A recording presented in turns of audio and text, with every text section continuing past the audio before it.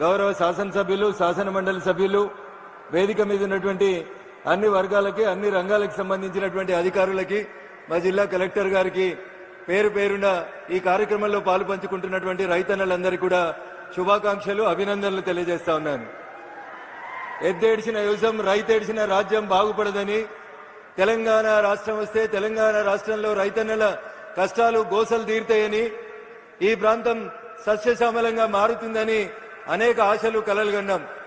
ముఖ్యమంత్రి గారు వచ్చినారు కాబట్టి ఒక 2 నిమిషాలు మా సిద్దిపేట జిల్లా సమస్యలు.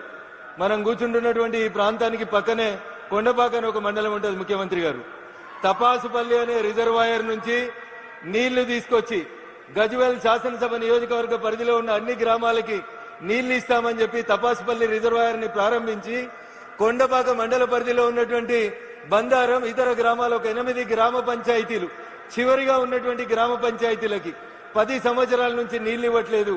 గత 1.5 ఇయర్ నుంచి నేను ఎంపీ కలిసిన తర్వాత నీటిపారుదల శాఖ మంత్రికి కొన్ని రిప్రజెంటేషన్స్ ఇచ్చినప్పుడు కొంత ఫైల్ కదిలింది.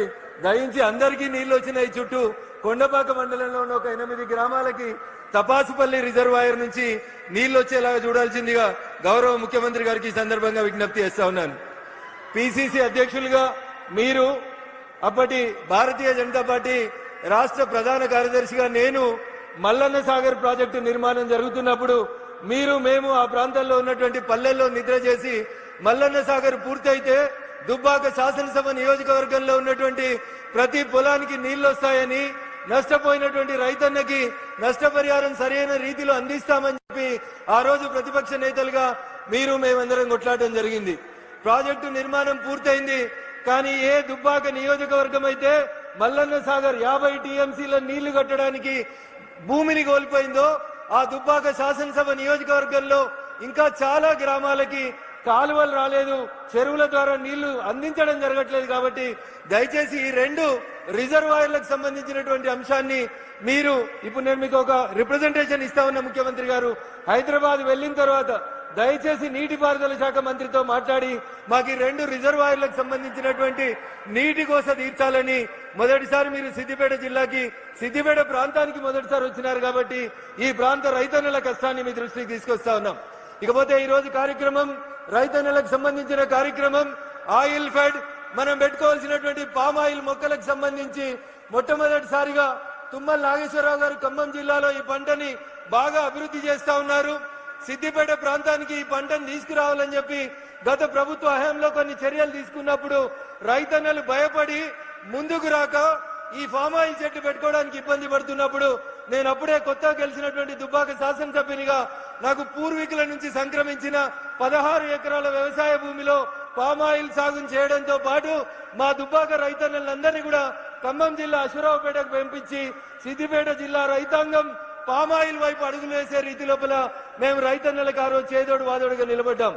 అటు భారత ప్రభుత్వం, ఇటు రాష్ట్ర ప్రభుత్వం పూర్తిగా పామాయిల్ మొక్క దగ్గర నుంచి మొదలుకొంటే పంట వచ్చే 4 సంవత్సరాల దాకా భారత ప్రభుత్వం ఒక రైతుకి ఒక ఎకరాకి 4,200 రూపాయలు నగదు ఎట్లయితే ఈ రాష్ట్ర ప్రభుత్వాలు రైతు బంధు, రైతు భరోసాలు ఇస్తా ఉన్నాయో అదే రకంగా పామాయిల్ వేసుకున్న ప్రతి రైతుకి 4 సంవత్సరాలు పంట వచ్చేలోపు ప్రతి ఒక్కరికి ఎకరాకి 4,200 రూపాయలు ఇస్తూ భారత ప్రభుత్వం ఈ పంటను ప్రోత్సహిస్తా ఉంది.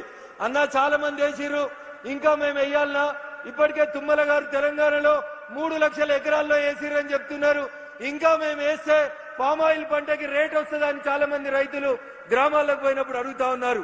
దీనికి నక్కల భయం లేదు, కుక్కల భయం లేదు, అడవి పందుల భయం లేదు, అతివృష్టి భయం లేదు, అనావృష్టి భయం లేదు, దొంగలు ఎత్తుకపోరు.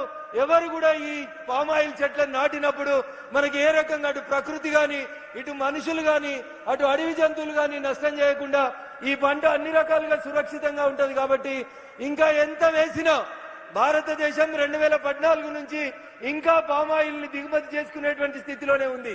కాబట్టి మనం ఈ రాష్ట్రంలో ఇప్పుడు ఉన్నటువంటి 3 లక్షల ఎకరాల పామాయిల్ సాగుని 10 లక్షల ఎకరాలకు విస్తరించిన రాష్ట్ర ప్రభుత్వం, కేంద్ర ప్రభుత్వం పామాయిల్ సాగుని ఎంకరేజ్ చేస్తుందని, మీకు కావాల్సినటువంటి డబ్బులు పూర్తి స్థాయిలో అందిస్తుందని ఈ సందర్భంగా తెలియజేస్తూ రైతన్నల్ని క్రాప్ డైవర్షన్ వరకు క్రాప్ ఎప్పటికీ వరి నీళ్ళు వచ్చినాయి కదా అని వరి పంట వేసే బదులు పంట మార్పిడి విధానం వైపు రైతన్నలు ముందుకెళ్లాలని కోరుకుంటూ హార్టికల్చర్ సెరికల్చర్ తో పాటు పామాయిల్ సాగులో కూడా రైతన్నలు మరింత నైపుణ్యం సాధించే రీతిగా వ్యవసాయ శాఖ అధికారులు ముఖ్యంగా మంత్రి తుమ్మల గారు పడుతున్నటువంటి కష్టానికి మనందరం కూడా వారిని అభినందిస్తూ ప్రతి రైతు పామాయిల్ సాగులో ముందడుగు వేయాలని చెప్పి కోరుకుంటూ ఈ జిల్లా సమస్యలు మరికొన్ని ఉన్నాయి ముఖ్యమంత్రి గారు వాటిని రాతపూర్వకంగా మీకు అందించాలనుకుంటున్నాం. ఉదాహరణకి గజ్వేల్ కి రింగ్ రోడ్ అని వేసిండ్రు, 10 ఏళ్లైంది రింగ్ రోడ్ ఇంకా పూర్తి కాలేదు. ముఖ్యమంత్రి గారు కొంచెం ల్యాండ్ ఎక్విజిషన్ 2-3 సమస్యలు ఉన్నాయి. గజ్వేల్ కి సంబంధించినటువంటి ఆ రింగ్ రోడ్ పూర్తి చేయాల్సిందిగా కోరుతా ఉన్నాం. అదే రకంగా నేను గతంలో ప్రాతినిధ్యం వహించినటువంటి దుబ్బాక శాసనసభ నియోజకవర్గం రాష్ట్రంలో అనేక రకాలుగా కొంత వెనుకబడి ఉంది. భవిష్యత్తులో ఏమైనా పరిశ్రమల్ని మంజూరు చేయడానికి అవకాశం ఉంటే దుబ్బాక శాసనసభ నియోజకవర్గాన్ని మీరు ఎట్లయితే కొడంగల్ వైపు ప్రతి అంశాన్ని మీ వైపు డ్రైవ్ చేసుకుంటా ఉన్నారో అట్లే మా దుబ్బాక వైపు కూడా ఓ కన్నుంచాలని దయచేసి కుడి చేయి కొడంగల్ అయితే ఎడమ చేయిని కనీసం దుబ్బాక వైపు చూపించాలని ఈ వేదిక ద్వారా గౌరవ ముఖ్యమంత్రి గారికి విజ్ఞప్తి చేస్తూ కొన్ని రోడ్లు కొన్ని కాలేజీలు మీకు వినతి పత్రం అందజేస్తా ఉన్నాం. దయచేసి వాటిని మంజూరు చేయాలని ఈ వేదిక ద్వారా గౌరవ ముఖ్యమంత్రి గారిని కోరుకుంటూ అవకాశం ఇచ్చినటువంటి వేదిక ముందున్నటువంటి రైతన్నలందరికీ కూడా కృతజ్ఞతాభివందనాలు తెలియజేసుకుంటూ సెలవు తీసుకుంటా ఉన్నాను. జై హింద్, జై భారత్. సమయాన్ని దృష్టిలో పెట్టుకొని మంత్రులందరూ కూడా సమయస్ఫూర్తిగా మాట్లాడమని చెప్పి కోరుకుంటూ మిత్రులు పొన్నం గారిని మాట్లాడవలసిందిగా కోరుతున్నాను.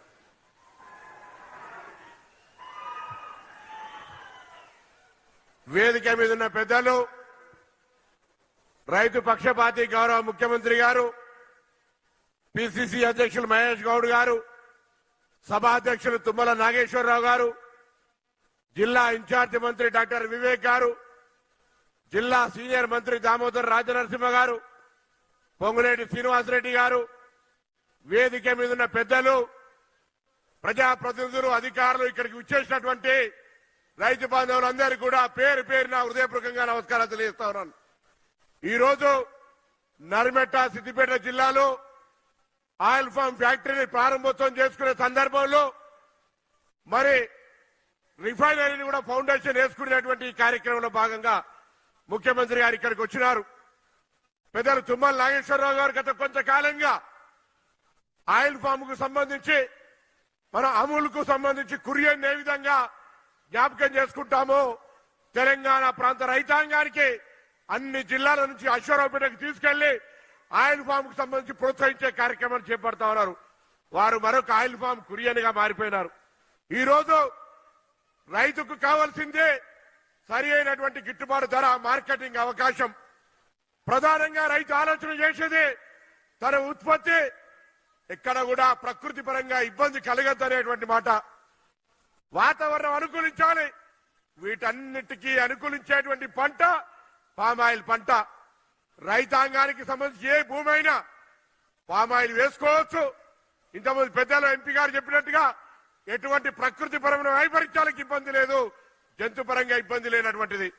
మార్కెటింగ్ వస్తే ఈ ఆయిల్ ఫామ్ కు సంబంధించిన వాళ్ళు ప్రతి మండల కేంద్రంలో ఈ యొక్క గెలల కలెక్షన్ పెట్టబోతా ఉన్నారు. నేను ఈ వేదిక మీద రైతాంగాన్ని కోరుతా ఉన్నా, 10 ఎకరాలుంటే 8 ఎకరాలు రేపటి నుంచి ఆయిల్ ఫామ్ వేసేదానికి వరి నుంచి కన్వర్ట్ కమ్మని కోరుతా ఉన్నా. ఇదెవరో మిమ్మల్ని బలవంతంగా మార్చేది కాదు. దాని తర్వాత ఇప్పటికే తుమ్మల నాగేశ్వరరావు గారు చెప్పినారు 3 సంవత్సరాలు మాకు పంట పెరిగే వరకు నష్టం జరుగుతుందని.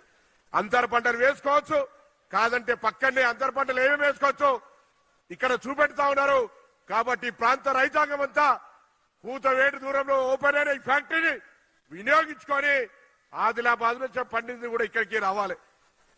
అటువంటిప్పుడు ఈ చుట్టుపక్కల రైతాంగం అంతా ఆయిల్ ఫామ్ ను ఇలా గంటకు 30 టన్నులతోటి, అవసరమైతే గంటకు 120 టన్నులతోటి ఇక్కడ రిఫైనరీతో పాటుగా పెట్టినటువంటి ఆయిల్ ఫెడ్ ను రైతాంగం ఉపయోగించుకోవాలని, పంటల మార్పిడిలో ఆదర్శంగా నిలవాలని కోరుతూ ఈ కార్యక్రమానికి వచ్చి ఈరోజు రైతు భరోసా, అనేక రైతు సంక్షేమ కార్యక్రమాలకు నాంది తీసుకున్నటువంటి గౌరవ ముఖ్యమంత్రి గారికి, వేదిక మీద పెద్దలందరికీ కూడా హృదయపూర్వకంగా ధన్యవాదాలు. మీ అందరూ కూడా ఇది రైతు రాజ్యం, రైతు సంక్షేమ రాజ్యం, రైతుల కోసం కృషి చేసేటువంటి రాజ్యం, ప్రజాపాలన రేవంత్ రెడ్డి గారి నాయకత్వంలో అనేటువంటి మాట మనవి చేస్తూ ధన్యవాదాలు చెప్తూ సెలవు తీసుకుంటా ఉన్నాను. గౌరవనీయులు